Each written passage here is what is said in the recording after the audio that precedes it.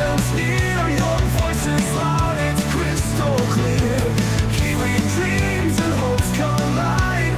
Choose the ones who stand with pride.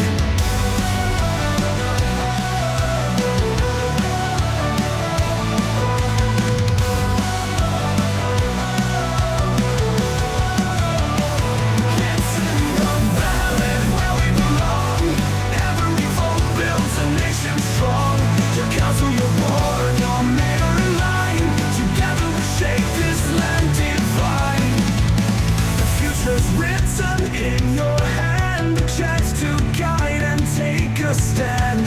Community rising, hearts aligned. And together we shape this land divine.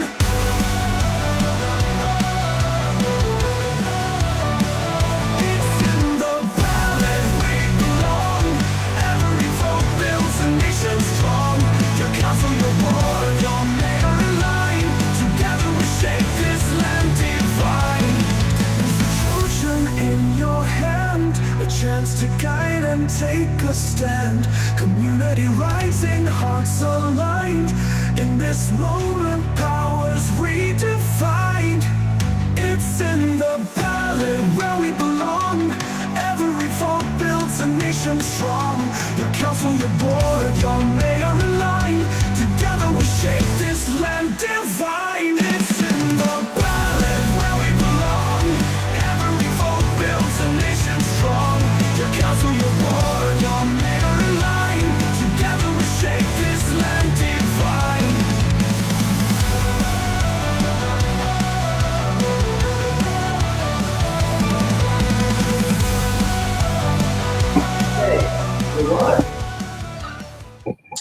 Okay, good evening everybody tonight.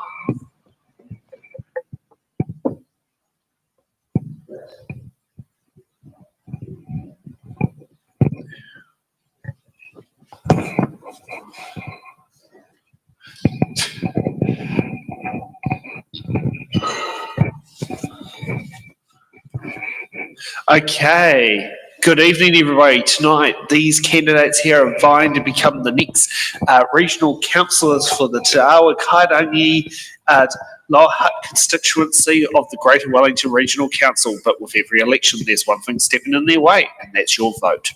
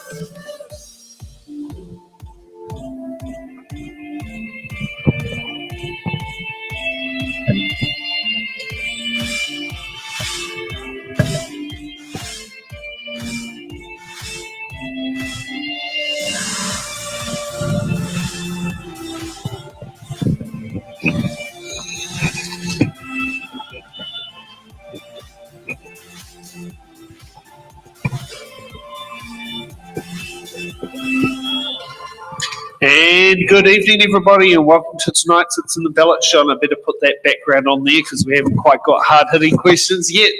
So tonight we get the Te Awa, was it? God, I'm going to sit there and I should know. Te Awa Kairangi Kitai Lower Hutt Constituency for the Greater Wellington Regional Council, where there are free positions available, and we've got a full house worth of candidates both here in studio and coming in remote. So let's kick off first with Quentin for his opening statements of why he should get the first preference vote. Thank you, Sam. Good evening, everyone, on this cold night. My name's Quentin Duthie. Lower Hutt elected me in 2022 to be a Greater Wellington Regional Councillor, and my priorities at the time were to improve our public transport, to prepare our region for the effects of climate change, to clean up water pollution, and to bring back nature to our cities and region.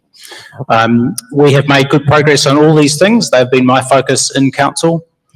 We have Riverlink underway, improving flood protection. We have the highest bus patronage ever in the last financial year. And we have done the most pest control and the most nature restoration for a long time.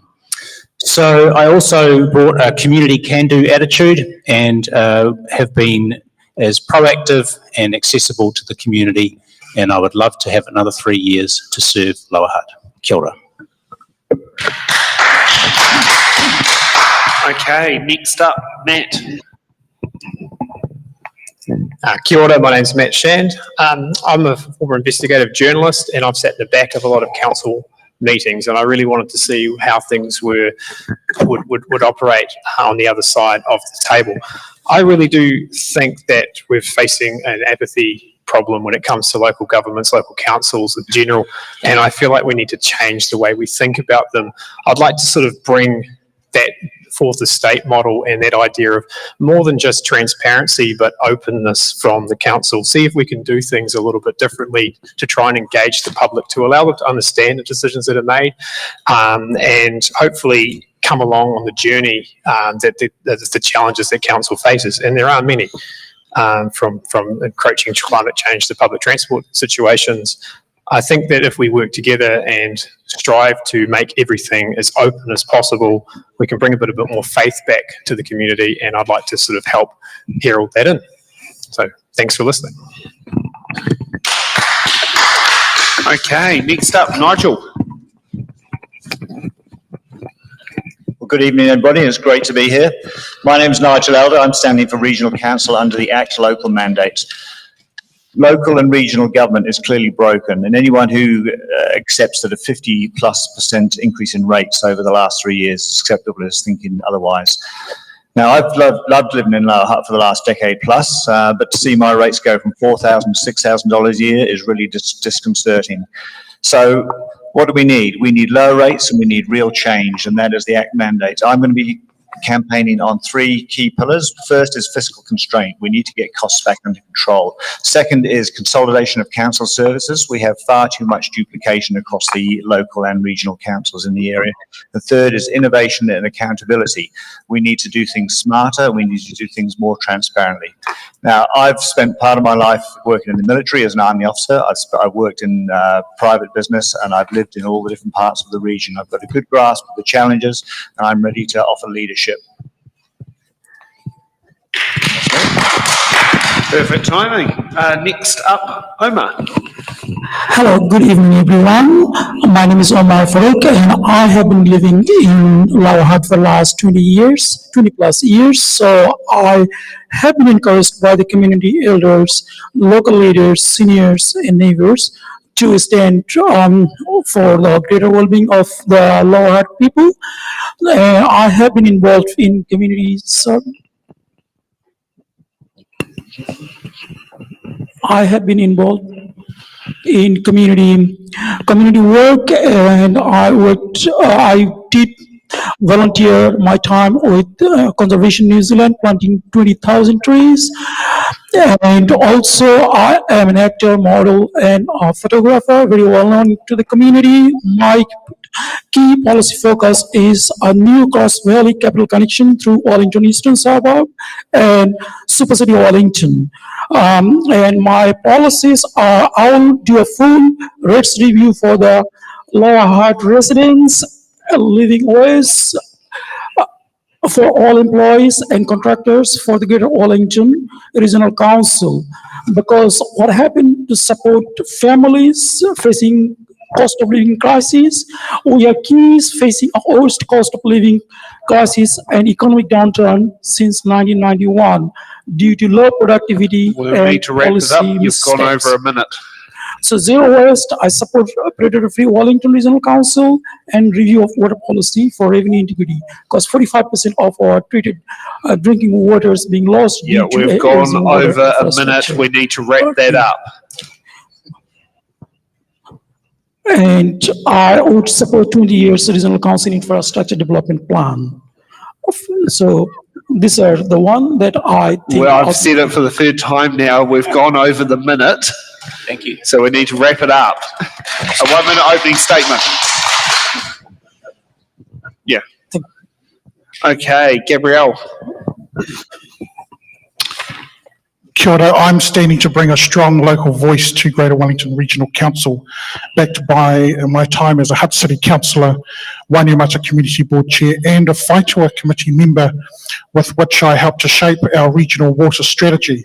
In 2019, I made a stand with our community boards to oppose consent for commercial water bottling from the Waifetu aquifer. It highlighted concerns around water sustainability, security, and the greater need for transparency to residents.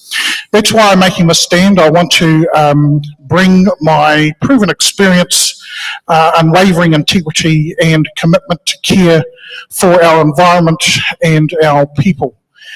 We need more reliable public transport, we do know that. Climate resilience is a priority more than ever, and a connected region in terms of our economy. So vote for a clean, connected and Greater Wellington, vote Tupou. Kia ora. Okay, we've got Tom, who's coming in remotely. Hi everybody, kia ora koutou. My name is Tom Murphy. Since I returned home 6 years ago, I've been making numerous suggestions to council on how things might be done better. Things like the first suggestion for transit-oriented development at Woburn and Waterloo train stations, that's putting apartments above the park and ride at those stations, and making Tanainai efficient, as energy efficient as possible, reduce the long-term running costs. Both of these are being implemented. But as they say, if you want anything done, you need to get in there, do the hard way, find passionate people, and find a way to get stuff done. So rather than working from the sidelines, with your vote, I'd like to get stuck in and bring everyone's clever and creative ideas to council. I'm honored to get your vote. Thanks. Okay, and Mike, your opening statement, please. Thank you. Good evening. My name's Mike Fisher. I'm a born and bred Wellingtonian and I've lived in Petone for the last 25 years. My background spans the public, private and NGO sectors, and currently I'm a serving JP. This gives me a deep understanding of the day-to-day concerns of residents and the wider community. I would bring to Regional Council my local body experience and governance skills from my current role as Chair of the Petone Community Board, where I've also been the Deputy Chair and a member for a number of years. I have key existing relationships with the Hutt City Council and other officials in the region. I'm set to go. To me, working in a collegial way, irrespective of personal politics, for the betterment of the region is vital. My commitment, if elected, is to be informed and listen, to be of service, to work to restore confidence and faith in our local authorities. And I ask for your vote. Mike Fisher, number 1. Thank you. Okay, thank you, candidates, for the opening statements. So let's get to the fun part of where we get to the box questions. Now, we're a little bit short on crew here, so I'm playing both the role of Selwyn Turgood and Tenika Kabushia, all from the nice place of the host desk.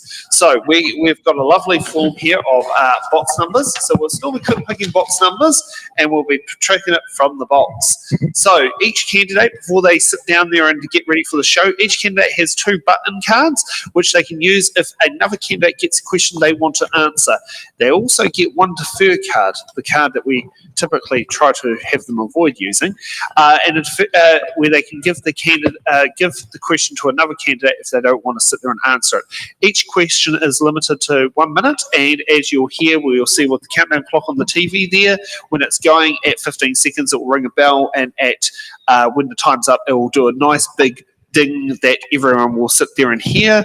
Okay, and let's kick off with Tom. You get to pick the first box number. You can choose between number 1 and number 28. Number 7, please. Number 7. That's a great number. That's the number of candidates participating in tonight's show. Oh, there it is. Okay, and we've got, was it question AA? I've got the right one on there? Yes, I have to. Sorry, it's always paranoia about when you load the graphics and get them wrong. What council committee would you prefer to be on if elected? I think, given my background is in integrated environmental solutions, so either the climate committee or the environment committee, because I think there's so much that we can be doing. In particular, electrifying as much as possible as we can with Netlink. So if we look at a way to bring in more generating renewable energy on council land and buildings, especially at the bus depots, it's a great way of actually using this to generate revenue and to providing the electricity for our own electric buses and trains. And what I'd also like to take a look at is, with renewable energy in particular, I think that's the focus of these two committees, is we should be putting another example on Centreport, the reclaimed land out at Kaifara for 40 years. So why don't we put a solar park over that? And why not have solar over all the parking areas in all of our parks, generating renewable electricity, and it keeps you dry. So, and it's going to be powering our buses and trains. So that will help to bring our rates rises down, because we're starting to change away from fossil fuels to renewable energy. Thanks. Gabrielle, what box number?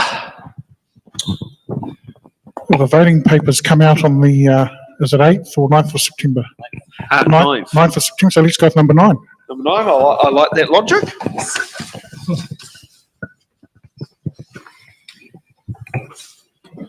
Okay, we've got F for Foxtrot. Okay. There has been much media coverage about candidates' behaviour towards their fellow candidates, and I'll make this point across the country. What are your personal values that make you a suitable candidate to be a councillor? Kia ora, Sam. I think that there's no room for personal agenda in terms of being on the campaign trail. I think we should focus on playing the ball, not the player. So focusing on policies and positions rather than personal attacks. And that's really rooted in my upbringing, my background and my values, which comprise of manaakitanga. So manaakitanga is to show care and hospitality to whomever I come into contact with. And whanaungatanga, which is to build those relationships within the community and to value the people that we engage with. And of course, I think kotahitanga is about unity. That's really what I'm standing on this election. So kotahitanga is about bringing together the differences and the ideas that make up the rich tapestry that we are. Kia ora. Okay, next up, Matt. What box number? Number 1. Number 1. Also a very valuable number in STV. If you don't put number 1 in your ballot paper, the rest of your transfers don't count. And we've got L for Lima. Do you support political party endorsements of local government candidates? No. Short, sharp and sweet. Quinton, what box number? 12, please. 12.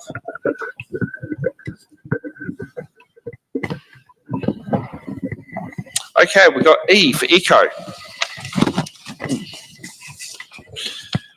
What is your position on the use of 1080 in the Greater Wellington region for pest control?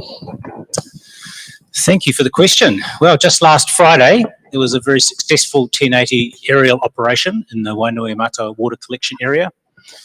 And that it controls the possum numbers that degrade the forest there. The importance of keeping that clean is that that's our drinking water. This is where we need the highest quality catchment for the rain to fall and collect through to the treatment plant. And the more degraded that catchment is, the more treatment and therefore the more costly it is to produce bulk water. Beyond that, Greater Wellington also has a responsibility for biodiversity.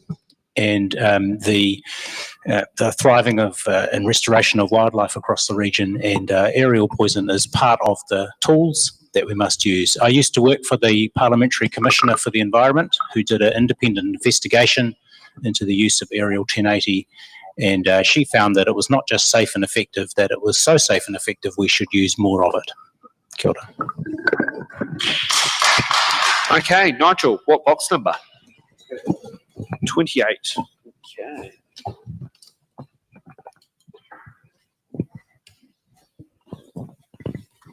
We got A for Alpha. What political party are you linked to? I'm linked to ACT Local. As many of you will have seen, the ACT national leader, David Seymour, announced a few months back that ACT were going to get involved at the local level. Partly because local government has to some degree been hijacked by the Greens and Labour, and there isn't really much representation to the centre or centre-right side of politics. So good to have some options there for voters. Also because ACT's overall policy of freedom and fairness, smaller government, more fiscal restraint aligns with my personal values.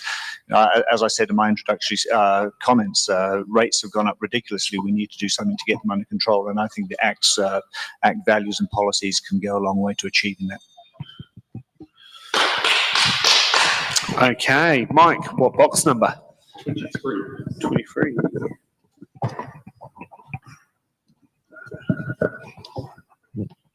It's always fun trying to get a card out. Y for Yankee. What is your understanding of invisible and visible disabilities, and what are you going to do for the disability community of Lower Hutt from a Greater Wellington regional perspective? Part of my work in the NGO sector was for disability organisations on the employment side, so I'm well aware of the wide range of disabilities that are present in the community, some of which are invisible. They're not obvious. A person is not necessarily in a wheelchair, is not necessarily obvious that they're blind, and they're hidden. But they face a number of barriers getting around and just having day-to-day life. It's important that the facilities that Greater Wellington is responsible for, likewise any councils, are available for everyone to use, be that pathways, disabled toilets, signage, as much as we can do to include everyone in the community and have the same access to facilities that able-bodied people are able to use. So it needs a great deal of education, and I'm fully supportive of anything we can do. Yeah. Omar, what box number? 8. Okay. We got V for violin. If you are elected as councillor, will you decelerate council spending on unwanted grand projects and concentrate on vital necessary infrastructure such as roading? Not applicable directly in this situation, but maybe we could say public transport when it is an essential.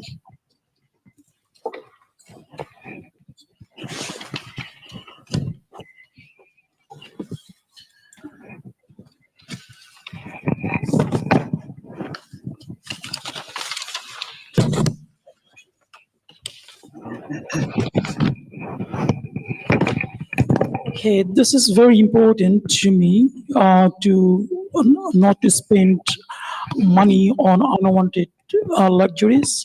The taxpayers' money is very important. So, like, I have heard that someone from the council were visiting overseas and was staying in a $900 a night hotel. So we, as a councillor, we won't spend that much money because we have our disability people and the cost of living crisis and lots of other things like mental health. We would spend money into it. Thank you. Okay, so we've got 7 questions down, and let's get for another round on a new order on the random order list sheet. Gabrielle, what box number? let's go with 25, 25. 2025. Oh God, that's a good one. I usually think of that as the year the was it age excess comes off of your car insurance. Okay, we got R for Romeo. Sorry, I'll read the graphic off the screen. Do you support central government introducing rate caps onto local authority, and why? No, because it means that central government is dictating the program and the aspirations of local communities. And the rates issue that some of my fellow candidates have mentioned here will not stay the way it is. Now that we've just today, Hutt City Council supported through a unanimous vote the plans for our Metro Water entity. And so that means that some of the rates that we've had to spend due to the government throwing three waters out of the window, which has increased our rates, will be offset by this new system. So I think we need to allow local communities to navigate themselves how they will reduce rates through some of the cuts that colleagues have mentioned this evening. You know, let's prioritise getting the basics right and forego those fancy projects that are not priorities in terms of our households. Kia ora. Okay, Mike, what box number? 20. Go for 20.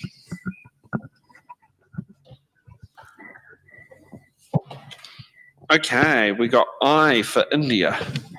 How can the regional council improve collaborations with local authorities and central government to strengthen civil defence systems and ensure a more resilient regional response to emergencies? Key factor for the Wellington region, for all sorts of reasons, earthquakes, storms, etc. Wellington Regional Council has very effective emergency management and civil defence systems, and all councils are quite integrated with it. But it's something that is perhaps slips under the radar until an emergency happens. So we must make sure that funding for areas like that is not an area where funding is cut. It would be an essential service. It's important that we liaise with central government. We've seen examples with Nelson Tasman and the flooding, where the interaction between local and central government was vital to get services and assistance to the people that needed it on the ground. So that collaboration and effective working together is essential in that area. Okay, Omar, what box number? 13. 13?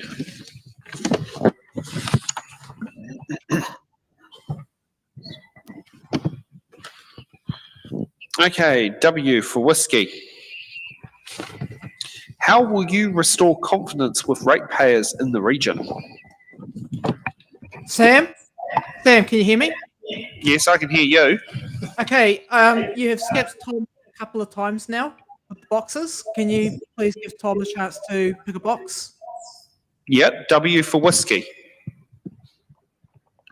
Tom. Oh, Tom. Oh, Is that, sorry, is W for me? Or I don't know. I've had 10 questions. I'm, could you read the question again? Sorry.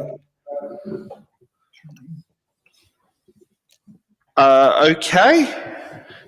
How will you restore confidence with ratepayers in the region? Communication and leadership. Consistently saying what the rates are actually going towards. You'll hear this from me over and over again, and I mentioned it before. Electrifying is the more financially responsible, and we get all the environmental benefits. If we electrify Metlink and council adds solar, it's going to help keep rate rises down. Fundamentally, any system where the fuel is free has better economics.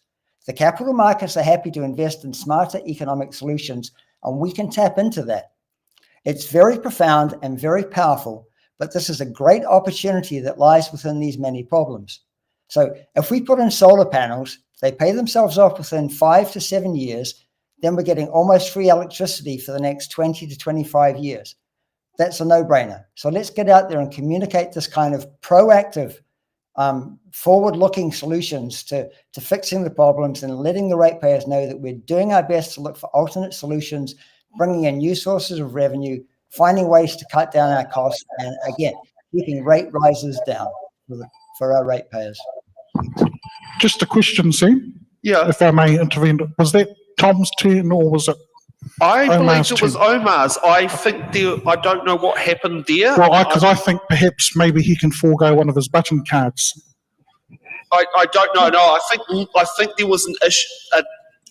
I heard there was a voice in the background that said, "Tom, this is your question." So Yeah, which was incorrect. Laura, yeah.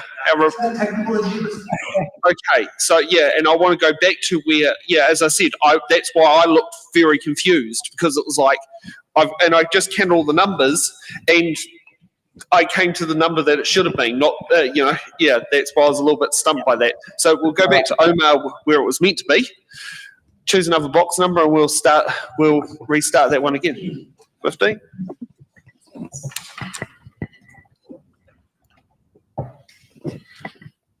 Okay, we got M for Mike.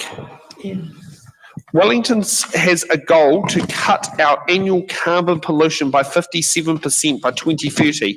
What is the single biggest action you could take to halve the city, or should we say the region's emissions in the next 5 years?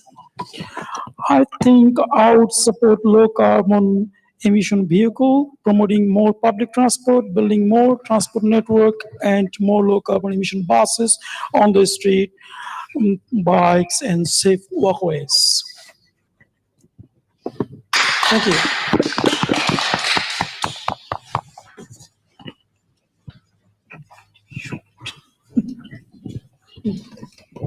Okay, thanks. Just wanted to check over a few things. Matt, what box number? Red 6. 6.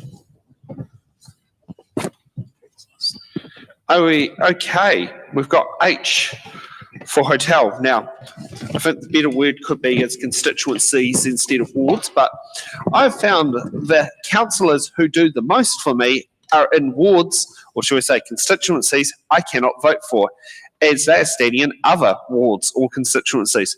Should we abolish wards or constituencies and make all councillors elected at large like Upper Hutt?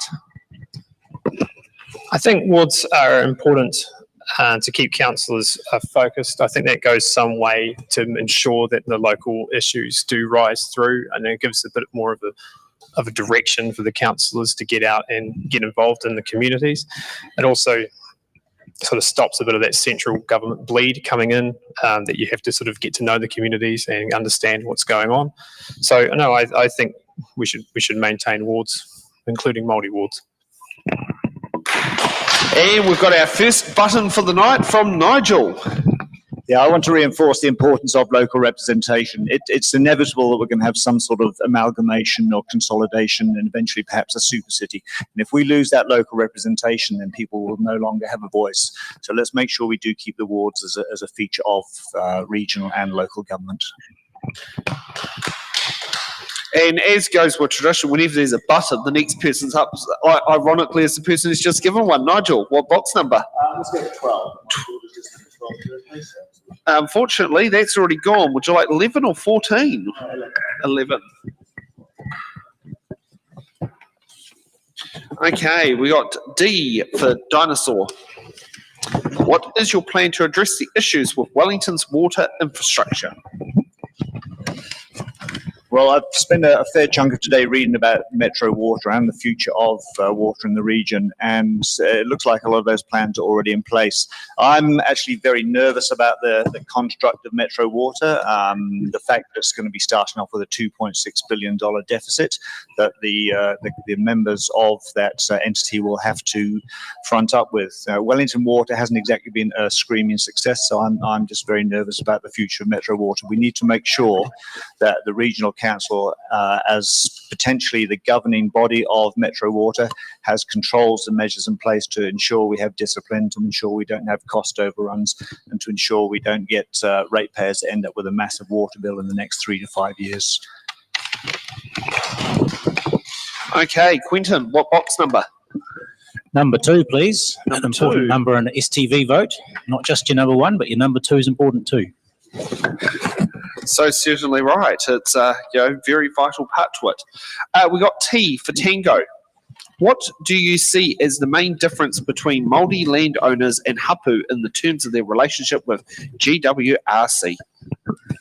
So I'm not sure exactly where this question is coming from, but I guess I would describe Greater Wellington as a regional council there to represent all residents and ratepayers of the region, including all landowners and including all Māori landowners. But we also have a role under the Te Tiriti o Waitangi to work closely with the mana whenua of the region. There are 6 mana whenua in the Wellington region, and the regional council has a strong partnership style relationship with those iwi who are of this place, as well as representing the interests of Māori generally and all ratepayers and residents. And I'll also just have to apologise that I need to leave now for a community board meeting. That was a prior commitment. So thank you for participating and for hosting and holding this event tonight. And sorry, I have to leave early. It's completely understandable. We can't control when the community board meetings kick off. Thank you, Quentin. You don't get hit with the tough questions. Thank you for coming in for the first half an hour. Okay, now it's time for me to go back and change the way that redo the number order sheet. So bear with me while I go for and remove one name.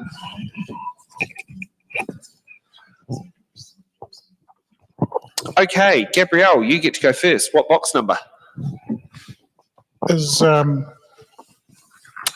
11 available? No, unfortunately not. We do have 10. Let's go with 10.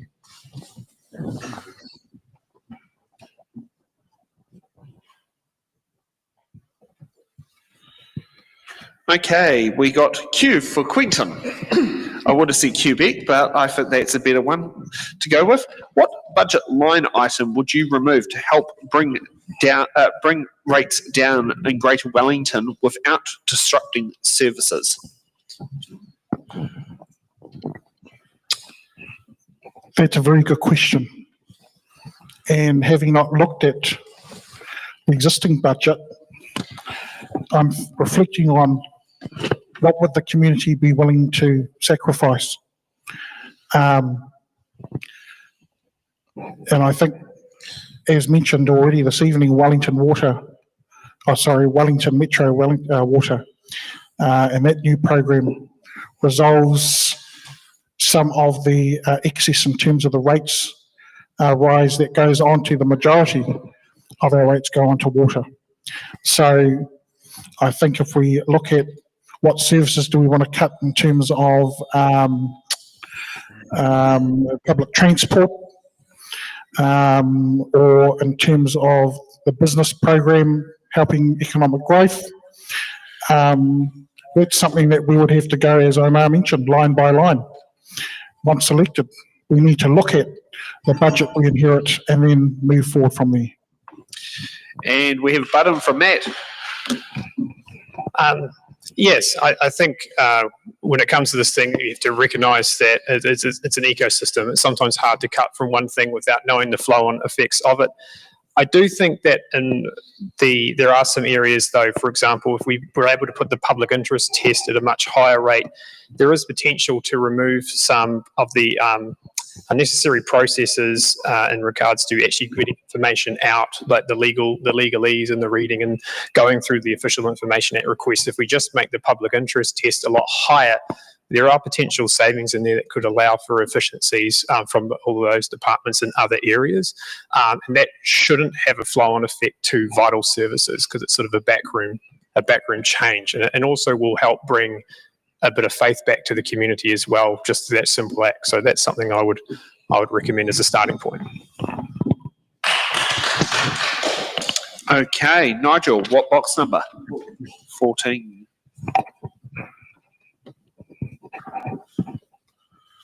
Okay, G for golf. Greater Wellington ratepayers have had rate hikes imposed on them of well over 30% in the in 2 years. Given this, what level of annual rate hikes do you think ratepayers can sustain, if any, over the coming 3 years? Well, given that we're coming off the back of a 50% increase over the last 3 years, any future increases are going to have to be a lot lower than that. I would really like to see increases inflation adjusted, so they're not necessarily capped, as we discussed a few moments ago, but they're directly correlated to the inflation rate. Otherwise, ratepayers are going to lose all confidence in local governments, apart from being unsustainable. You know, whose income has gone up 50% in the last 3 years? Not many people I know. So let's make sure that any increases in the rates, so the coming 3 years, are inflation related, directly correlated to cost of living increases and income increases. Okay, Tom, what box number would you like? I can't do a button. Can I do a quick button? Yeah, do a button first. Yeah, we'll do the button first, and then we'll get to a box number. What? Yeah, just responding to what Nigel was saying. I understand what he's trying to say, but my worry is you're talking about a general level of inflation, and linking how much your food is rising really has nothing to do with the services that the Greater Wellington Regional Council are providing. So I understand we want to bring it down as much as possible. Lots of ways to bring the revenue streams to bring that down. Plus, linking it to inflation, I think it's not quite as relevant to what Greater Wellington Regional Council does. So that's all. Thanks. Number 2. Number 16, please. 16. Oh, yes, the good old driver's license age for people these days, even though I think many of us here in the room probably got it at 15. Okay, got you for uniform. As a councillor, how would you work collaboratively with your fellow councillors to deliver on your promises? I think it's a combination. It's sitting around a table and discussing. We all have a lot of things in common. We may not all come at it the same way, but if we sit down and talk collaboratively with each other, understand what people see as their issues as to why they might be pushing back against something, that opens up the vision for everybody to come together to find a common solution. But I'd like to try and do a combination of getting councillors together and let's get out and about and go actually into the community and be meeting with the residents and find out what their issues are, have them come together and bring in possible solutions for us that both we as councillors can see this is what the residents want. Let's find a way we can work with them and each other. So, thanks. Okay. Matt, what box number? 3. Go for 3. Another important vote for NSTV. Okay. B for Bravo. Do you think political parties at GWRC should come before the Greater Wellington and its ratepayers? Yes or no, and why not? I think I've already answered it. No, I don't think central government should get too involved in local government at all. It's just that they should focus on running the country and we can focus on running the communities. Omar, what box number? 6. No, that's been taken. We got 4 or 5. 5.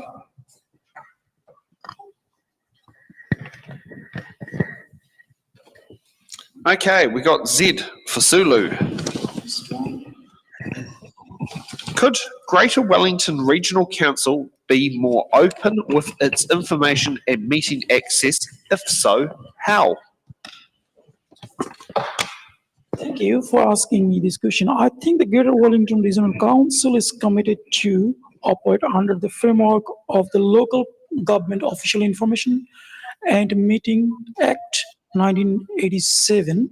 Meetings are open for public participation and anyone would be request information from the council under that act or the Privacy Act would be welcomed. So anyone can actually participate into a meeting and then asking questions. So there is a greater transparency I would support. Thank you. And we have a button from Matt, followed by a button from Mike. Yes, absolutely. And I think that's true of every government department, not just so that the public can understand what is going on, but the amount of wasted time putting black markers on things that really just should be known. It's an absolute backroom, just waste of time. I think that we need to really think differently about how that information comes out. As someone who's tried to get it, and access to it and had it blocked, and then to go through a legal process just to have it reviewed, it costs fortunes to councils to fight these things, when actually the easiest answer is just to provide the information in the first place, because we've all paid for it. And I really think that anything that can enhance that needs to be done. And that's why we're facing this big apathy epidemic when it comes to councils, because we don't know what's going on. Mike? Yeah, definitely there's a need for a bit of communications, an easier website to navigate, an easier way of finding information about meetings and their minutes, with open briefings and access for the public to go along and listen in. The Hutt City Council is a good example of where all of those things happen. And I think that the Regional Council needs to lift its game in that area, because for majority of people, when they're trying to find things on the Regional Council website, it's a bit of a minefield, and it really needs to improve. I think we need to be, or they need to be, far more open, and the communication from regional councillors going out to their constituents can be improved as well. So the whole gamut of the communication needs to improve. Do I have any more possible inputs, or have I run out of cards? Yeah, chuck, yeah, we can chuck in a button. Okay. I agree 225% with what Mike said. The website I was searching on yesterday for one of the Transport Committee meetings, and it's impenetrable. So I'd like to find a way to make that much easier. That's, the information is easier to find. But also, if you go down and read some of the minutes, I think I'd like to see, can we bring more plain English into how we write minutes? These impenetrable, great big long things. Let's have a nice, simple executive summary. Let's find a way to make this information more accessible, that people don't have to read 27 pages of legalese to understand what's going on. So thanks again. Okay, Mike, what box number? You still have number 9? No, I don't. I've got 4 and I've got 17. Let's go for 4.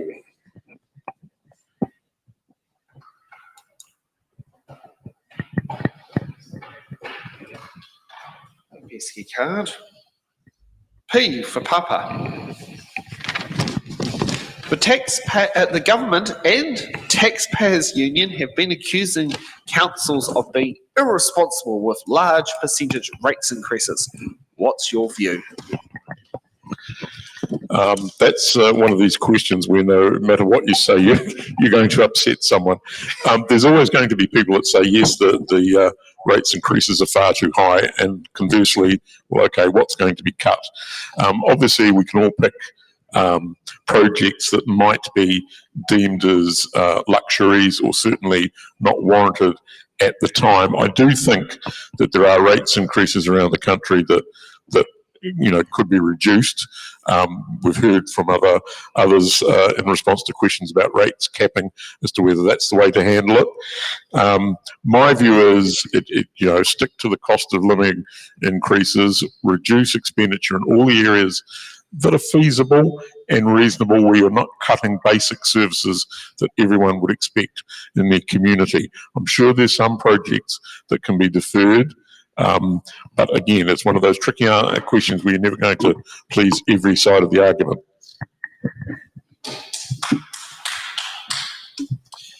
Okay, so we've got a button from Nigel. I'm also going to put forward here that we actually need leaner governments. Regional Council has 600 employees. 600, what do they all do? That is a huge headcount. We've got a CEO who earns more than the PM. Does he have more responsibility than the PM? Does he justify a $500,000 salary? We've got 24 people who earn more than $200,000 in the Regional Council. Again, is that value for money? There's an executive team, the executive leadership team, all on around $300,000 each. So there's big bucks being paid out and not a lot being delivered for it. So we need to start looking at leaner regional government. And I'll come back to the point I made earlier about starting to consolidate and share services with the other local government councils.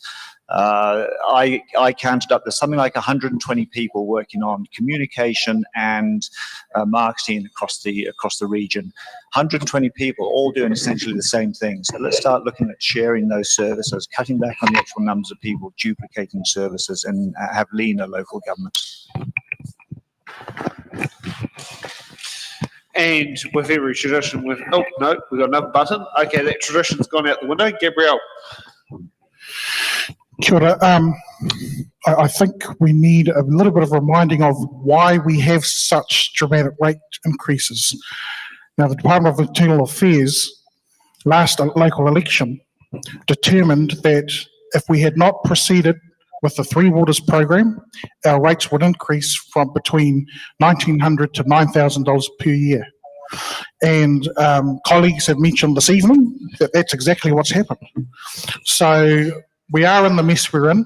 We've worked hard, our officers have worked hard towards the Metro Wellington, which will resolve that water issue, but only by some degree. You've heard that there's still a hole there of a couple of $1 billion. So, these decisions at the central government level have affected greatly the irresponsible rate increases, so-called, that have cost you, the ratepayer. We need to remember this next year at the general election, and remember where the blame sits. Kia ora. Okay, and another button from Omar.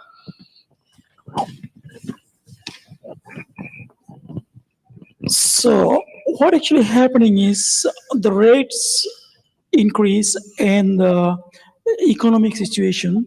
We need to consider that what is the right time to increase the rate. Is this the right time when everyone is facing the cost of living crisis? And I read actually about the Metro Water that was a sort of reform that most money is going into the pocket of those executives and new committees and new board of directors, while our water reform, the leaky pipes are not fixed. There is no commitment that what is going to happen into the next 10 years. So the most of the money actually is going into the pockets, not into the infrastructure development. And there is a GDP. GDP was actually 2.2%. Thank you. Okay, so we've finished that round and we've got a new list order. Nigel, you get to go up first. What box number? 17. Yes, 17's free. Pretty much, was it the lowest you can go now? Okay, N for November. Given the benefits of a more connected regional transport network, how can governance structures support the integration of passenger rail between Horizons and Greater Wellington Regional Council, and what steps are needed to ensure an equitable funding, accountability and service delivery across both regions? Well, I think this one is pretty straightforward. It's really just a matter of connecting the trains and the buses so people have integrated transport systems. I did see there's a budget item in the regional council budget of 48 million for development of this. Now, I'm wondering, why does it cost 48 million to develop a piece of software for the snapper card that allows you to get off the train and onto a bus and swipe?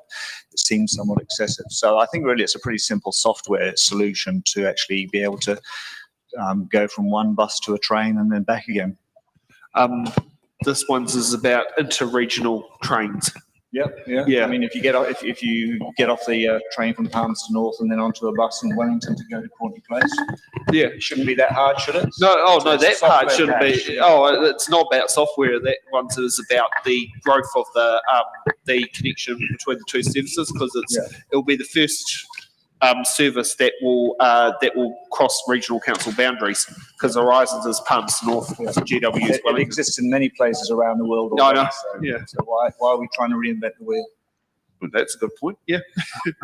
Well, hopefully the integrated card system we're meant to be having would happen. That was meant to be delivered in 2016, and we're still waiting for it. Yeah. Mike, what box number? 18 upwards, with the exception of 20, 25, and 28, and 23. Yeah, we can do 19. Okay. X for X-ray. What do you think? Why do you think you are right for a role as councillor? Well, as I mentioned in my opening statement, I can hit the ground running, to use the old cliche. I have local government experience. I know some of the key players.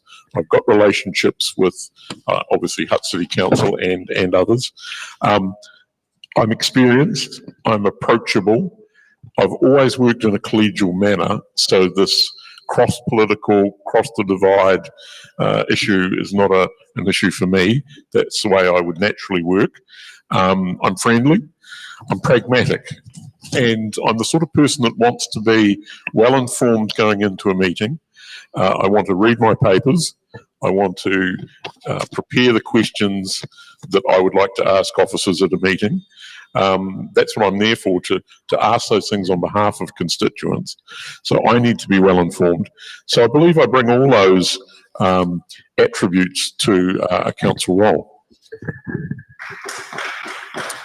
Okay, Omar, what box number? 18. 18's already gone. I've got, oh no, 18 hasn't gone. Sorry, I misread my sheet.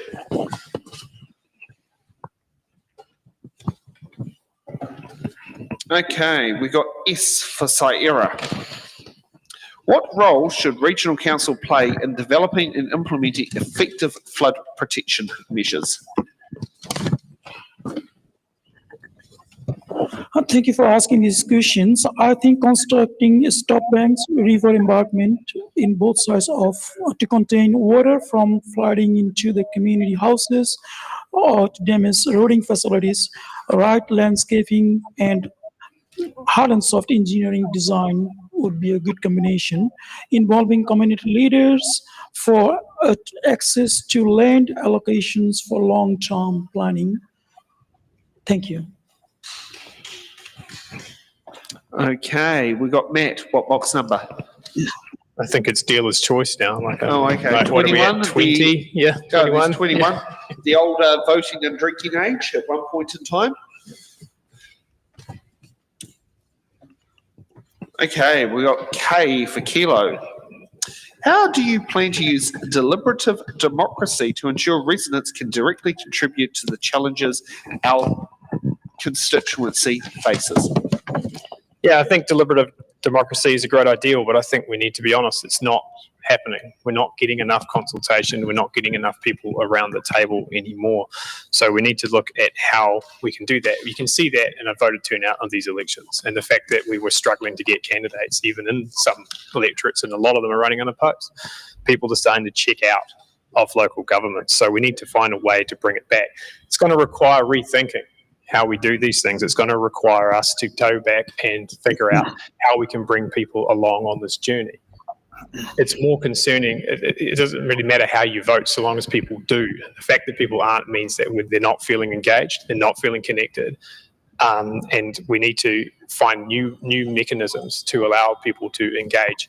As I said before, opening up the books and letting people see the working, see the margins, would actually probably go a long way to just bringing them along, at least this first step, at least. Okay, Gabrielle, what box number? 17, Long gone. It's only in the 20s now. 23, No, that's gone. Got 22 or 24. 24. As I say, all of them, I should say, is legal ages. Okay, J for Juliet. Spending needs to be within budget without increasing rates. What services or luxuries will you stop? I actually felt that I've answered this question before, very similar to the previous in terms of budget line. But what I will say is this, Sam, that we have to be mindful as stewards of our region and how we allocate and spend people's rates. And so it's, you know, we've done away with a lot of those luxuries even before, over the past few cycles. So I think it's being mindful. It was mentioned, you know, some other public entities have been under scrutiny. So we need to be mindful as governors, spending wisely and acting in the best interests of our communities. So I think we have to model that as far as our capacity and governance goes. And we have a button from Mike. It also relates to one of the other questions earlier about, you know, where could there be cuts, etc. I noticed in the paper the other day there was a report of relating to the Golden Mile about bus stops, and Greater Wellington was contributing $6.5 million for bus shelters, and it mentioned the bus shelter at $1.2 million. The design would leave you probably freezing in this weather, or even on a normal day. I think projects like that need to be looked at. You know, is that value for money? Do we really need to spend $1.2 million to build a bus shelter? It's things like that that annoys people, whether you describe them as luxuries or services. And as Nigel mentioned before, you know, the cost of staffing at that level, these are the sorts of things that need to be looked at, and they're the sort of things that ratepayers get annoyed at when the rates bill arrives. And last question for this round. Tom, what box number? 26 still available? Yes, 26 is still there.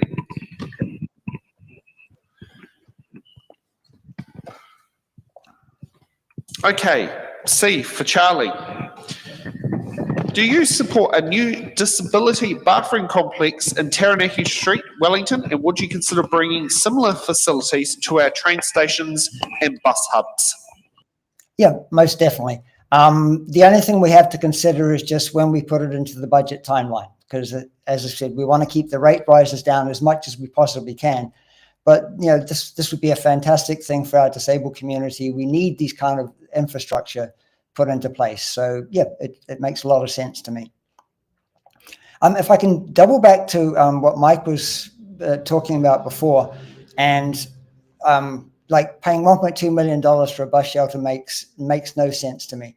There's a great program that was used about 4 or 5 years ago where we went out to the community and said, what would you like to see at the rotunda down on Oriental Parade? And they just said to the world, give me your new designs and we'll pick the best one. So let's open this up and see if the community can come up with, and businesses can come up with a cheaper, better idea, so we're not spending $1.2 million on a bus shelter. Tom, I have to ask you, are you aware of the cost of those toilets? I know, but that's why I said you've got to look at the budget and make sure that we can actually do that. So how does 2.3 million sound? Yeah, that's insane. So again, let's open it up and find is there a better way to do this.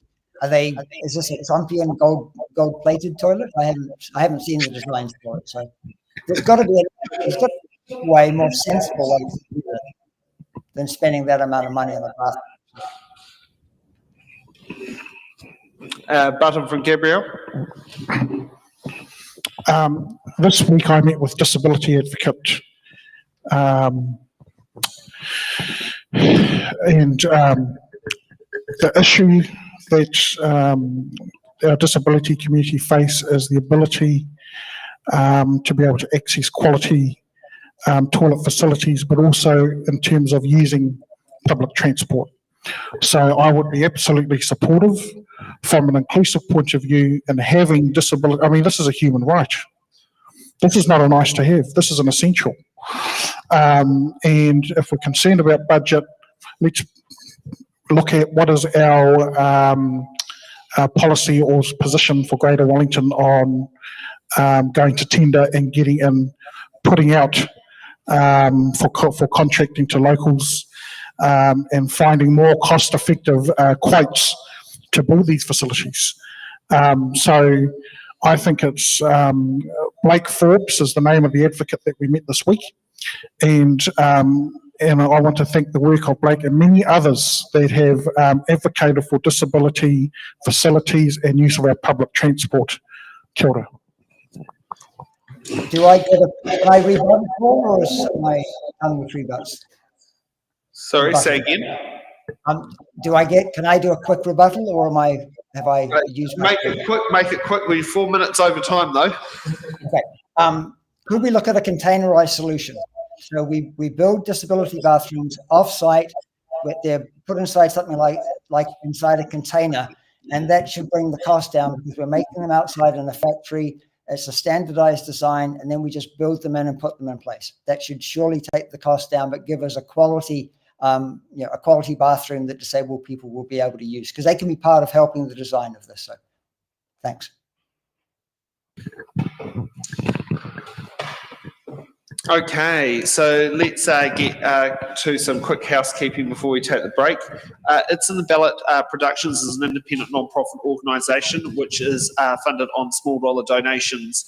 If you'd like to sit there and help support the platform, feel free to sit there and head on to either our Eventbrite options with the core without emissions option to help fund these It's in the Ballot shows. You can also head to our Give a Little page and put a donation on Give a Little, and if you want to get it with the least fees possible and put it straight for us the quickest way possible, you can you can put it into our bank account, which our bank account details are on our website. It's in the ballot.nz and under the donations section. So we're going to take a quick break here and we'll be back for hard-hitting questions.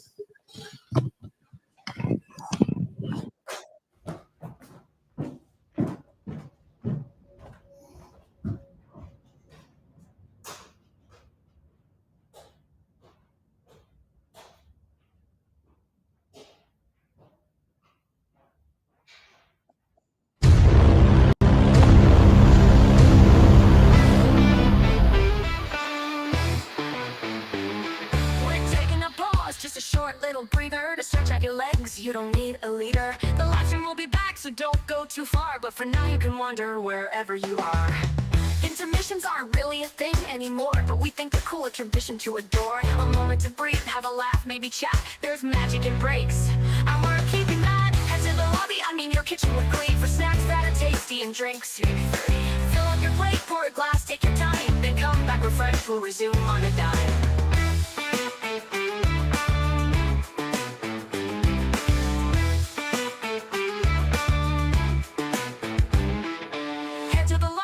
Your kitchen with glee, for snacks that are tasty and drinks. Maybe 3.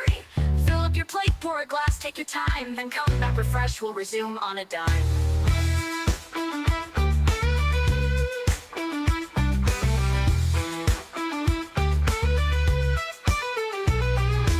Into the lobby, your kitchen with glee, for snacks that are tasty and drinks. Maybe 3.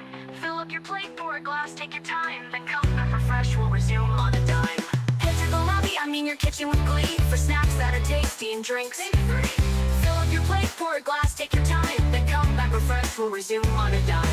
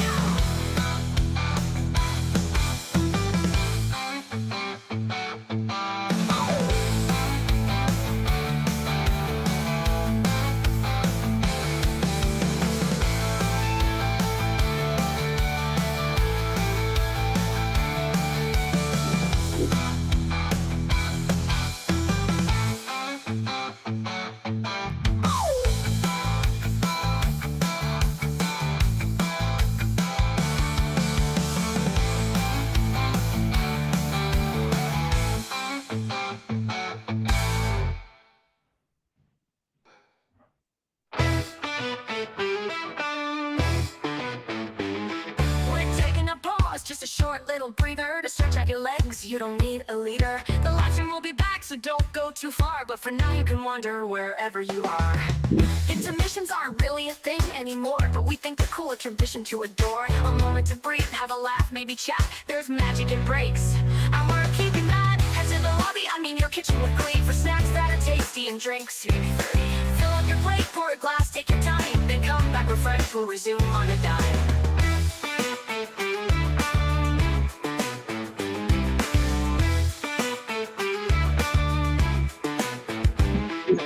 Head to the lobby, I mean your kitchen with glee, for snacks that are tasty and drinks. Maybe 3. Fill up your plate, pour a glass, take your time, then come back refreshed. We'll resume on a dime.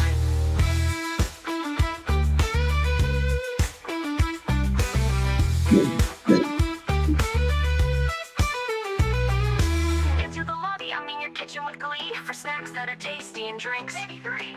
Fill up your plate, pour a glass, take your time, then come back refreshed. We'll resume on a dime. Head to the lobby, I mean your kitchen with glee, for snacks that are tasty and drinks. Maybe 3. Fill up your plate, pour a glass, take your time, then come back refreshed. We'll resume on a dime.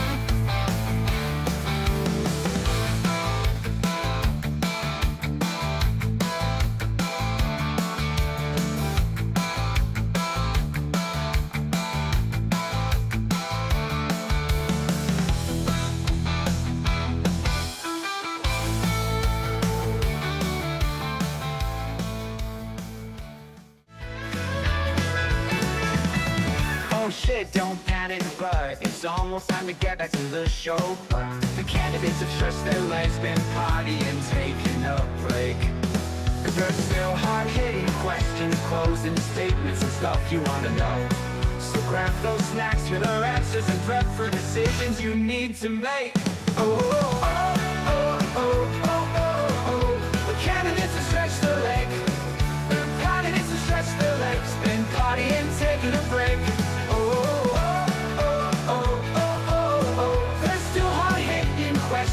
Closing statements and stuff you wanna know. So grab the snack you wanna know. So grab those snacks to the answers and prep for decisions you need to make.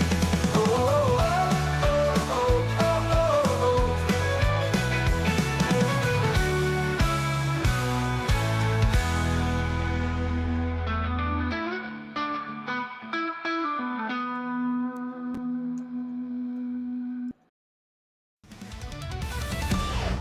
reality of the moment near. Your voice is loud, it's crystal clear. Kiwi dreams and hopes collide. Choose the ones who'll stand with pride.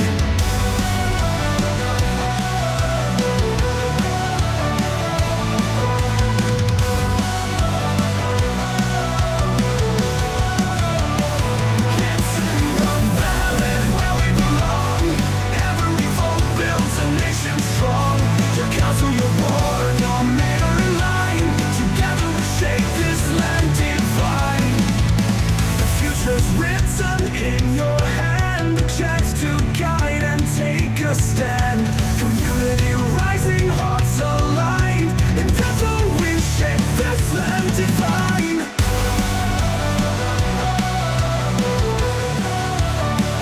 It's in the ballot we belong. Every vote builds a nation strong. Your council, your board, your mayor in line. Together we shape this land divine. Fusion in your hand, a chance to guide and take a stand. Community rising, hearts aligned. In this moment, powers redefined. It's in the ballot where we belong. Every vote builds a nation strong.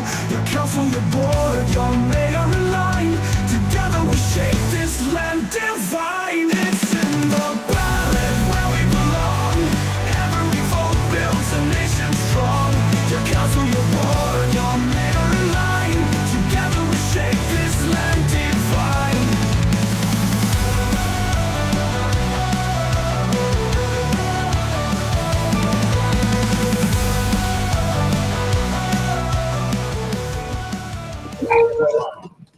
Yeah, where's Omar? No, he'll be back. Okay, welcome back. We're still yet to get our candidates back on stage, but they'll get there. But let's get ready for hard-hitting questions, and we'll see if they magically reappear.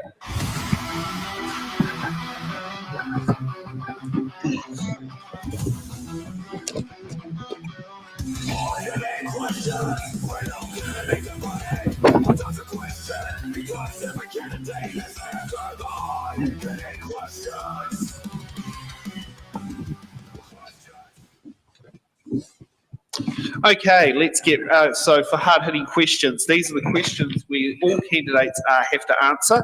And let's kick off with hard-hitting question number one. With the recent announcement that central government will pull funding from Wellington's transition to a 100% electric bus fleet by 2027, would you push to keep the original plan in place? And if so, how would you fund it? Omar, you get to go off first. Oh, thank you for asking me these questions.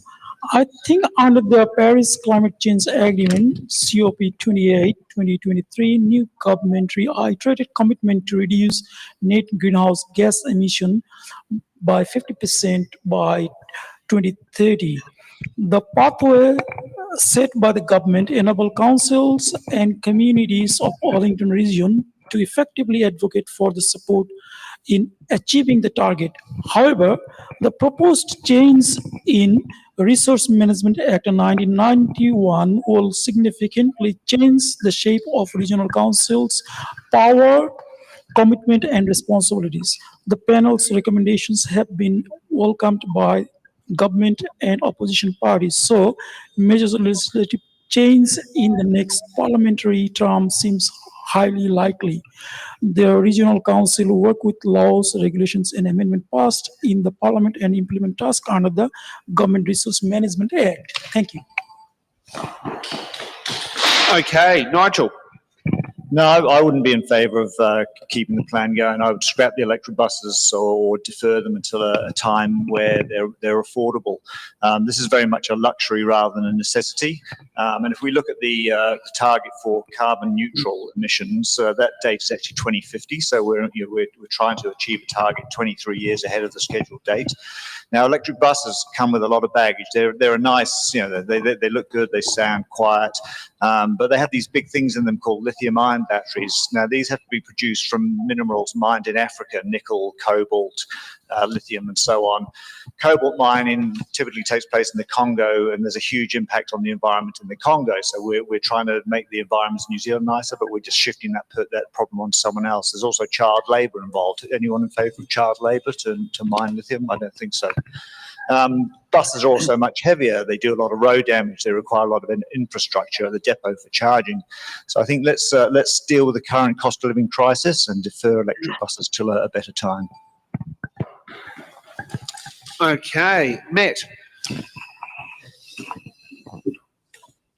Yes, I think the commitment to electric buses and in fact just public transport in general needs to be continued. I think that reality is there will be a component of rates needed to do that. We need to think differently about public transport. We need to think, are there some savings we can make? Like, could we actually make savings and efficiencies if we made them free? Could we look at it more as what are we saving on building additional roads for single-use cars? Can we leverage the services in other ways? There was mentioning of vast millions being spent on ticketing systems. What if we did away with the need for a ticketing system? Would it actually be an ultimate saving in the long run? So these are just conversations we need to have to think about how we can actually fund public transport and put public back into it, I think. Thank you. Okay, Mike. Well, ideally, yes, we could meet that target, but there would be no harm in pushing it out if necessary. This is one of these areas we have to look at perhaps budget savings elsewhere if we were sticking to that target. Could it be transferred from other expenditure? Could we look at things like, for example, our investment in Centreport? Could that be reduced perhaps if we wanted to use finance for some other budget items? It's not essential to keep to the 2027 target, but if it was pushed out, if necessary, to get us through the lean years without more pressure on rates, I think that would be ideally the way to go. Okay, Tom. Yeah, I really don't. You ready? I really don't understand why central government wouldn't want to help with this transition. Every year we spend $5 to $6 billion of our overseas export earnings to import oil and gas. Wouldn't it be much better to be spending that in New Zealand by electrifying? And by electrifying, it is much cheaper. As I said earlier, after 5 to 7 years, if you've put solar panels on Rongotai bus depot, that's paid itself off and it's free electricity for the rest of the time. So I would definitely keep the same original plan in place, and I'd look to organize a financing solution instead. We could look at using the same green loan bond program that Kiwi Rail, where they got $350 million for the 2 now cancelled inter-islander ferries that was certified under the Climate Bond Initiative. That would work for this, and it would help pay it. It would definitely pay itself off. So, as I said, if we could install solar panels on bus depots and everywhere else that we can, we've paid them off 25 years worth of free electricity, and that will help to keep rate rises down because Metlink is currently taking 64% of the council's budget. So that's going to have a huge impact. But also, from a trade perspective, we have commitments under our EU trade agreement to be meeting our climate targets. So the last thing we want is to be finding that we can't ship our stuff overseas and get that export earnings that we vitally need as an economy. Thanks. Thank you for that, Gabrielle. As I said at the beginning, I'm standing for reliable public transport. And those of us who know, like myself being a former public servant, commuting into town every day, I know of the disruptions and the impact that has on our economy and the ability to traverse our region. So my understanding is Greater Wellington only is at 25%. We already have chipped away at electrifying our buses. If we defer it and kick the can down the road even further, that's going to have an impact on the reliability of our public transport moving forward. The trains are an issue. I'm hugely supportive of electrifying trains nationwide, but in terms of the buses, we need to get that right. We need to get them reliable. So even I think, was it yesterday, the the buses were used as the backup option for our trains. So I think let's push on and keep on with the program. Okay, let's get on to hard-hitting question number 2. How will you ensure flood protection infrastructure is upgraded to keep pace with the increasing severity of extreme weather events caused by climate change? Gabrielle. Again, this is an essential. This is not a nice to have. Flood protection is top of the list in terms of our resilience program here in Greater Wellington. Here in Lower Hutt, Te Awa Kairangi, having to the managed retreat in terms of the riverbanks, acquiring the land necessary, rebuilding the flood stop banks, the riparian planting programs, the volunteer groups, the Friends of River groups that are putting hundreds of hours into planting and stop bank work. So I think it's important that we do keep up and we keep ahead. In fact, I think we need to step up our resilience. I understand that Greater Wellington has got a new strategy and about flood protection as far as the Hutt is concerned is top of the list. We need to keep up with it.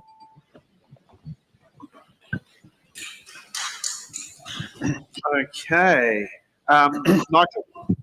Yeah, I think this is critical. This is one of the council's core services, flood protection, and the two main areas affected are the Lower Wairarapa Valley, which is largely farmland and has minimal impacts in terms of inhabitants. The valley floods, the water dissipates pretty quickly within 24 hours, so it's much more manageable.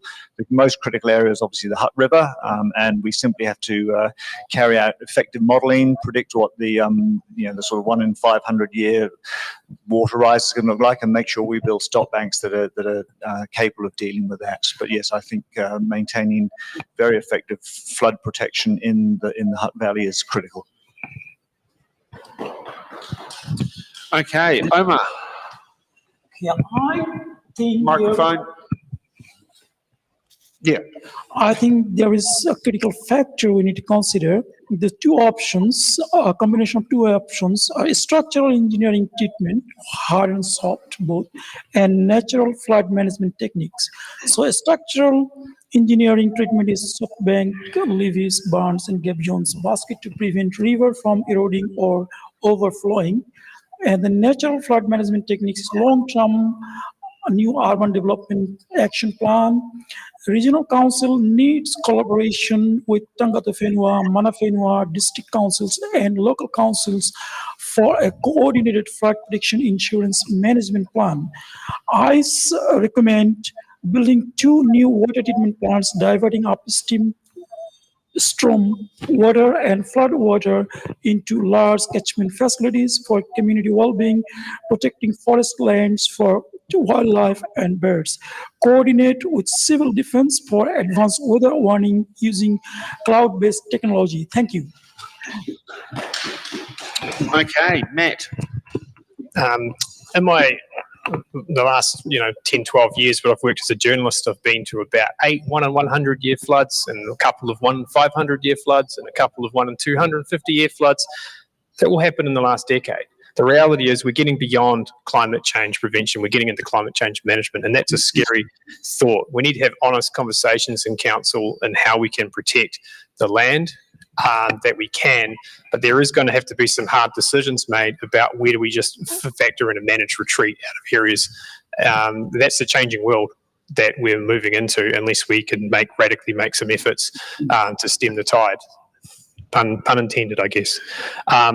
So I think we need to have 10, 20, 25 and 50-year plans. We need to figure out the ways to make them last through election cycles and figure out how we can actually, make communities that work around the realities of climate change that is coming to bring it upon us. And we have to do whatever we can to help whoever we can left. Okay, Tom. Whenever we do any infrastructure work, it needs to be designed using what they call sponge city principles. That means we need to find ways to hold water in place like a sponge and then release it after the surge has passed. So if we look at Singapore, when they make a new parking garage, it's designed so that it can hold stormwater. So hopefully this is the kind of innovation that we're thinking about with Riverlink. But I'd like us really to start thinking about rainwater as a resource. If we're putting in tankage to do what they call catch and reuse of this rainwater, that actually helps reduce the amount of water that's hitting the stormwater system. But what's even better is that rainwater then becomes a resource. Residents who have rainwater tanks can use it on their gardens in summer, so you're helping to bypass the hose pipe ban. But council, I think, should also be exploring working together with businesses that have very large roofs to do this kind of catch and reuse. So imagine all the rainwater that's hitting really large roofs like the Queensgate Mall. That water could be stored in tanks and then be used to flush their toilets. So it's relieving some of the strain of water that's coming into the system. It could also be a cheaper way to get a new source of water, which is also more earthquake resilient, as these tanks would be geographically dispersed around Greater Wellington. So we need to be solving multiple problems with the same dollar. Thanks. Mike. As you've heard, most candidates will agree that this is a huge and critical issue for the regional council, not just for the Hutt River, but also, as Nigel mentioned, Wairarapa. It may need further input from central government because this is a big issue, as I alluded to earlier, when we've seen what's happened with Nelson and Tasman and getting infrastructure in place. We've made huge progress with the Riverlink project getting underway. It's going to be massively important for the security of the Hutt Valley from floods. But moving forward in other areas, we're going to need investment. It's going to be a big ticket item. It is critical core service and would form one of those things that you cut at your peril. I think most candidates would agree it's just so vital we keep on top of it and keep building for the future. Okay. Sorry, I'm having to lose the train of thought here. I'm thinking, are we on to Hutt question number 3? And yes, we are. What is your position on retaining the Mana Karangi Ki Tai Māori ward for Hutt City Council and Te Upoko o Te Iki Maui Māori constituency for Greater Wellington Regional Council, and why do you hold that position? And get a new order sheet. Omar, you get to go first. Okay, at this election, Greater Wellington Regional Council will hold a binding poll of electors on whether the Maori constituency will continue for the following 2 triennial local elections. Separate Maori representation on council was set out under the Local Government Act 2002. Also, I personally think Wellington Regional Council should continue special Maori representation in council as a collaborative and participatory local government approach for social well-being. And this is, I support. Thank you. Gabriel? I'm on the public record as supporting and our Māori wards. It's a reality under our constitutional arrangement that we have Te Tiriti o Waitangi. And under Te Tiriti o Waitangi, we have certain principles. And one of those principles is partnership. Now, we have, before even considering Māori wards for local government, we have Māori seats and Māori electorates for Parliament. Now, if we go back to the time where Māori representation in Parliament was first decided, and must have been the 1850s and 60s, I can recall reading the Hansard at the time, and those who opposed Māori in Parliament said the reason was they can't read and write in English. Now, we've come a long way, and so all of those stereotypes and attitudes should not be here, but they are, and that's the reality. The greatest threat to our social cohesion is breaking that partnership. Okay, Tom. I believe the Maori ward should definitely be supported, and it's important to democracy to have a Maori voice around the council table.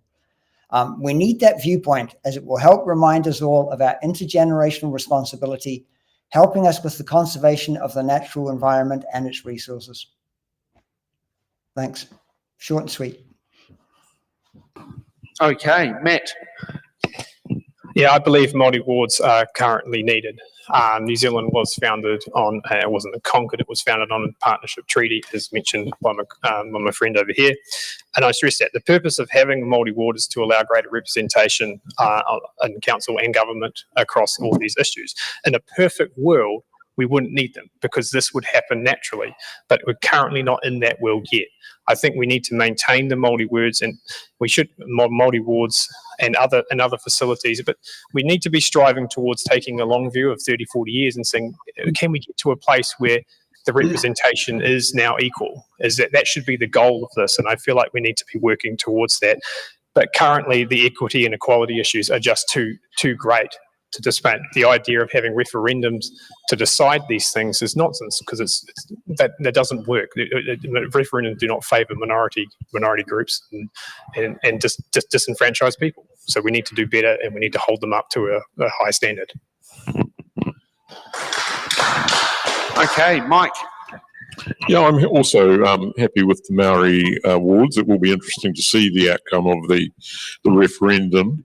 One point that I would raise is where we have the situation where we have iwi representatives on council committees that may or may not have voting rights. Now, if we have Maori wards, I do wonder whether the iwi representatives should then have voting rights as well. So we're not doubling up, if you like, on representation. Quite happy with non-voting representatives on the committees, but if we have the wards in place, I feel that is sufficient in terms of voting. Nigel. I would reinforce Mike's point that there should be no place for appointed as opposed to unelected people with voting rights on boards. In terms of the Maori ward, well, we're going to see democracy in action. Central government has mandated there'll have to be a referendum, so there will be. So I think council needs to be ready to work with whatever the outcome of that is. If we end up with maintaining the Maori ward, that's a great thing. If the majority of the ratepayers vote against it, that's also a democratic outcome. The Local Government Act 2002 makes it quite clear that the responsibility of local government or regional council is to actively encourage Maori participation in decision making. And I think the regional council is actually doing a pretty good job of that already. There's a Maori relations team of 6 or 7 people. They're pretty active. They're engaging with the 6 iwi around Wellington. So even if the ward is perhaps disestablished, I think that good relationship will continue. Okay. Well, we're finished with hard-hitting questions. Time to get to closing statements. Gabrielle. Kia ora tātou. Look, I come with proven experience, unwavering integrity and compassion and care for the values that I've expressed this evening. And one of those values is kotahitanga, unity. And so that's what I will be bringing to the table, that strong local voice and representation on some of the issues we've discussed tonight. I was a civil defence volunteer as a Māori warden. I was seconded to Remo during the pandemic. And I've served in governance on myriad of boards, the Manaaki Ability Trust, the Duke of Edinburgh and Hillary Award. And so I'll bring a background of understanding both in local government and in terms of stewardship over our resources, over the aspirations and engagement with you, the community, and the ratepayers. So I'm asking for your vote for Greater Wellington. Kia ora. Tom. We live in an amazing area, but there's still heaps that needs to be done to make things better for everyone.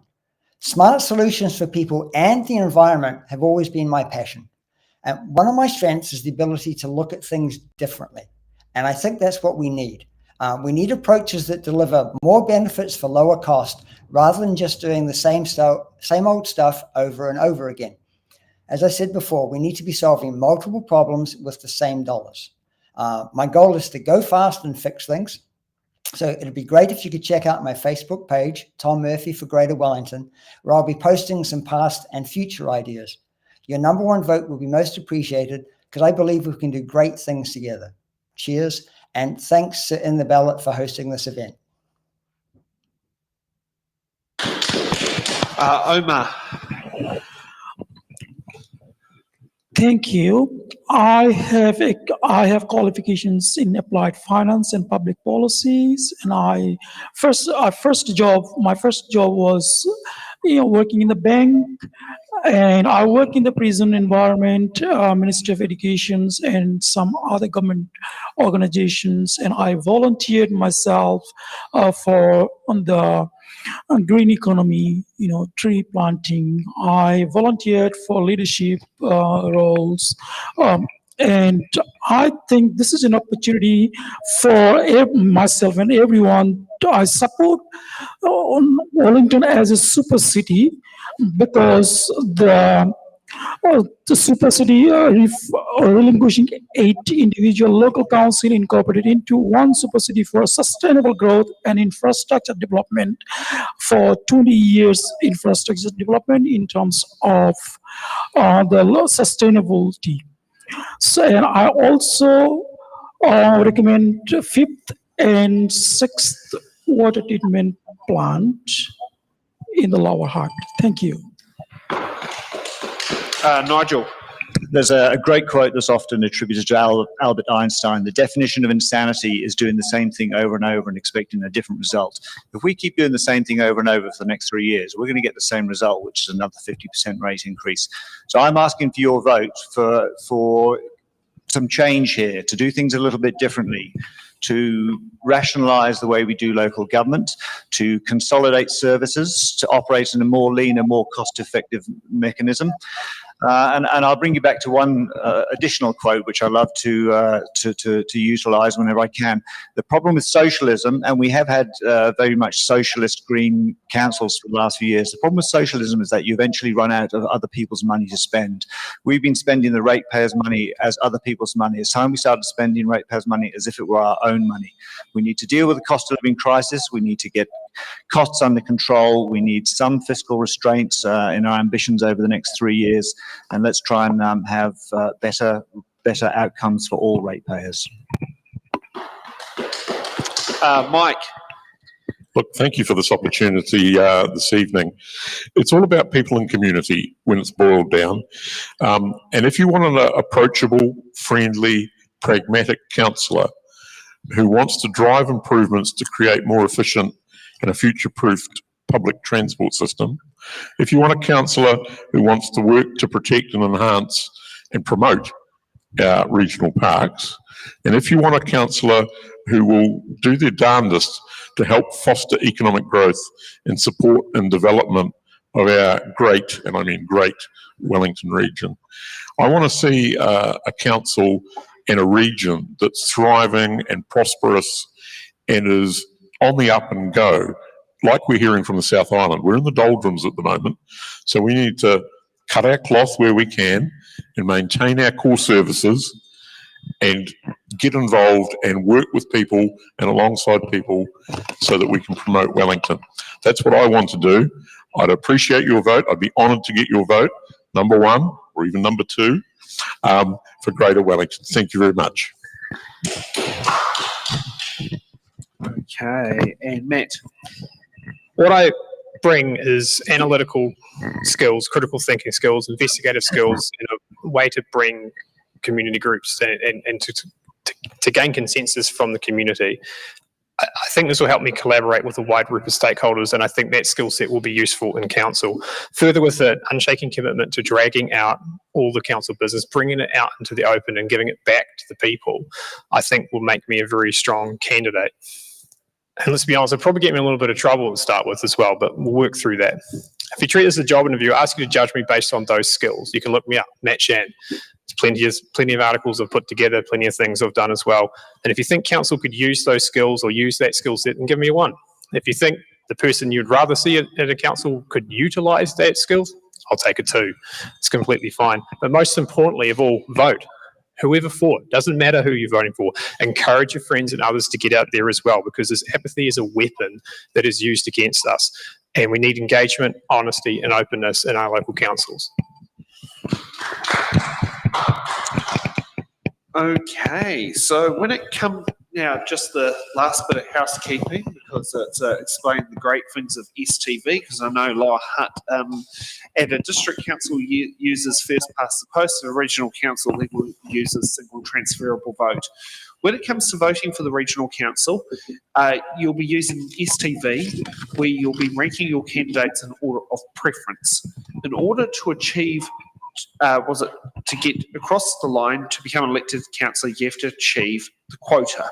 In this particular case, there are 3 positions available. So how to work out the quota is the total number of positions available plus 1 divided by the total number of votes, and that becomes your quota. Effectively, whoever becomes the next councillor will have to achieve at least 26% of the first preference and redistributed votes in order to cross the line. An example of what happens when you have upwards, redistribution from the top, is say if a candidate gets 1,000 votes but only needs 650 votes in order to get elected to office, they keep 0.65%, 0.65 of those votes, and the 0.35 gets redistributed to their second preferences. If the elimination comes from the bottom, which is usually when there's not enough votes to with the quota, those are full votes and potential redistributions from the top votes that get transferred over. So when it comes to voting, please make sure you don't just look at your number 1 vote, but look at your number 2s, your number 3s, and your number 4s, and so on, because second and third and fourth preference votes are going to be what's going to decide who are the 3 representatives to represent Lower Hutt on the Greater Wellington Regional Council. Now, one thing I forgot to say earlier about the budget, because I didn't actually have it on my screen properly. Today's production day cost us $238.05 in hall hire. It cost us $14 in Starlink internet connection, $31 for the restream hosting broadcast. And actually, we have 2 vehicles in the mix today, so we have an allowance for $100 we've budgeted for, but I don't think we will be anywhere near $100 a day, considering I only had to travel from Newtown. And Nick has travelled a bit closer, and also a $50 refreshment budget. So if you would like to help out It's in the Ballot Productions on bringing these contents delivered to you for the voters and for everyone, feel free to head to our Give a Little page and make a donation there. Use our Eventbrite, or was it Koha without admission option, or do a direct credit deposit into our KiwiBank bank account. Details available on itsintheballot.nz and under the donation section. Also, if was it Laura or Nick, whichever one wants to do it, you can also buy some of our merchandise that we sell on Print Mighty, who's a printer in the Kapiti Coast, who has the 2025 themed It's in the Ballot shirts. If you'd like to sit there and buy one of those to help support our campaign and have a bit of a memorabilia to remember what's happened. And also today, volunteer labour contributed into it. Both myself and Nick have contributed about 10 hours worth of volunteer labour in order to make this happen. That would be on top of my 4 hours of work today at my day job. And behind the scenes, we've also had Stacey has contributed about 6 hours in back-end production work, and I think Laura has contributed something similar along the lines as well for making these shows work. So thank you for the viewers for watching. Thank you to the candidates for participating. It's not easy to jump in front of a camera and being part of the It's in the Ballot experience, but thank you so much for doing it, and thank you to our audience members for braving this way here in I'd say a bit colder than desired hall. I do admit it's a lovely, lovely venue, but from what I've seen on Facebook, I believe there's snow on the Wainuiamata Hill. So, and we've heard it bucket down, and we'll be back tomorrow at 3 p.m. for the Foxton Community Board. Have a good evening.